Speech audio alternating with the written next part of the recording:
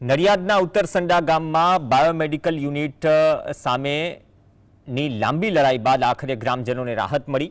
હેઝા clean biomedical નામનું આ unit 12 વર્ષથી ચાલી રહ્યું હતું। આ યુનિટ નિયમ બહાર પ્રદૂષણ ઓકી રહ્યું હતું અને સ્થાનિકોના સ્વાસ્થ્ય સામે ગંભીર સવાલો ઉઠી રહ્યા હતા, જેથી સ્થાનિકોએ પોલ્યુશન કંટ્રોલ બોર્ડ, કલેક્ટર અને ધારાસભ્યોને આ અંગે રજૂઆત કરી, પરંતુ યુનિટના માલિક રાજકીય વગ ધરાવતા હોવાથી સ્થાનિકોની વાત ધ્યાને ન લેવાઈ।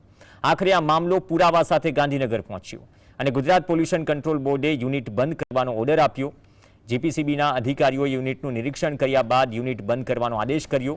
આ યુનિટની જગ્યાનો ભાડા કરાર પૂર્ણ થઈ ગયો હતો અને આ અંગે જૂન 2022માં યુનિટ ચલાવતા વ્યક્તિ પર લેન્ડ ગ્રેબિંગ હોવાની પણ ફરિયાદ થઈ હતી, જે બાદ ક્લોઝર નોટિસથી ફરી 25 નવેમ્બર 2021ના દિવસે મંજૂરી મેળવી લીધી।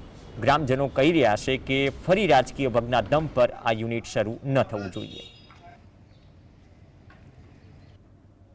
હેઝા ક્લીન અમારાથી એક જ અડધી જ મિનિટનો રસ્તો છે અને એ જ્યારે ચાલુ કરે ત્યારે અમને એટલી બધી દુર્ગંધ મારે છે કે જેથી અમારા માથાની અંદર ઝટકાઈ જાય ને એવું થાય છે અને આ બધું રોજનું લાગે છે। અમારું એવું કહેવું છે કે જેમ બને એમ વહેલી તકે એને બંધ કરો તો સારામાં સારું કે અમારું સ્વાસ્થ્ય સુધરે।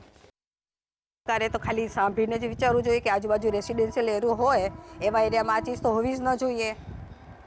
માન્યું કે ચલો પહેલાં નહીં હોય ને થયું, પણ પછી જ્યારે સોસાયટીઓ કપાય છે ત્યારે એટલું તો વિચારવું જોઈએ ને કે બધી રહેવાસીઓ આવે છે ત્યાં કને આવી રીતની આવી ગંદકી હોય જ કેવી રીતે?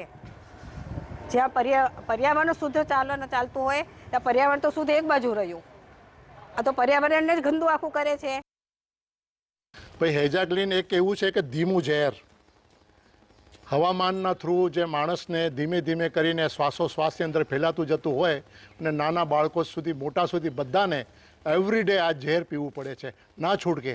સરકારની આટલી ગમે એ રીતે એમને મહેનત કરેલી હશે, પણ તે છતાં કોઈ પણ નાનું મોટું દબાણ કરીને હેઝા ક્લીન વારે ઘડી પાછું ચાલુ થઈ જાય છે।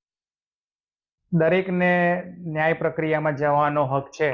છેલ્લા 12-13 વર્ષથી અમે લડત લડી જ રહ્યા છે અને અત્યારે વર્તમાન પરિસ્થિતિમાં જે ક્લોઝરનો નોટિસ આવી છે અને અત્યારે બંધ યુનિટ થયું છે અને ભવિષ્યમાં એ આગળ કોર્ટમાં જઈ અને ચાલુ કરવાની પ્રક્રિયા ધરશે, તો અમે આવતા 12 વર્ષમાં પણ આ જ રીતે ભેગા થઈ અને લડત પેટે એ બંધ કરાવવા માટે ભેગા થઈને લડત લડતા જ રહીશું।